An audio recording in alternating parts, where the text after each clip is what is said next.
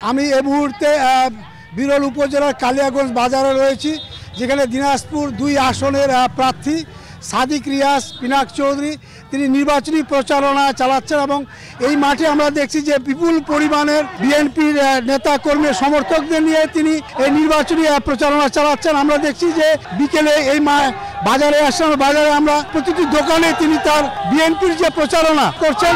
দীর্ঘ ২০০৮ সাল থেকে মাঠে রয়েছেন এবং সর্বোপরি আমাদের সনাতন ধর্মাবলী কিংবা আমাদের বিএনপির যে নির্যাতিত নেতাকর্মী রয়েছেন তাদের সবসময় তারা সবসময় তিনি খোঁজখবর রাখছিলেন। বিরল বোচাগঞ্জে এমন কোনো মসজিদ মন্দির উপাসনালয় নেই যেখানে পিনাক চৌধুরীর কোনো অর্থ নাই, যেখানে এই কারণে পিনাক চৌধুরী মাটি ও মানুষের নেতা, গরিব মেহনতি মানুষের জন্য সারাক্ষণ সে গ্রামগঞ্জে ছুটে যাচ্ছে এবং গরিবদের মধ্যে ত্রাণ বিতরণ করতেছে।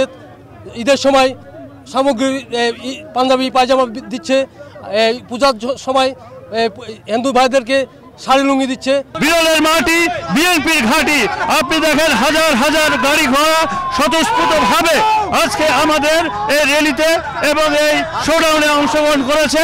আজকে আমরা ধানের শীষের প্রতীক নিয়ে আমরা এগিয়ে যাচ্ছি।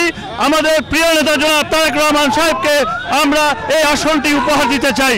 স্লোগান দিতে দিতে তারা এখানে সড়ক দিয়ে তারা যাচ্ছেন এবং সেখানে নেতা কর্মী বা যারা সমর্থন রয়েছে তারা যেটা বলছেন যে বিএনপি এই অঞ্চলে আপনার অত্যন্ত জনপ্রিয় একটি পার্টি এবং তারা বিপুল ভোটে এখানে জয়লাভ করবেন। তো আমার কাছ থেকে সর্বশেষ এই ছিল গোলাম নবী দুলাল, সময় সংবাদ, দিনাজপুর।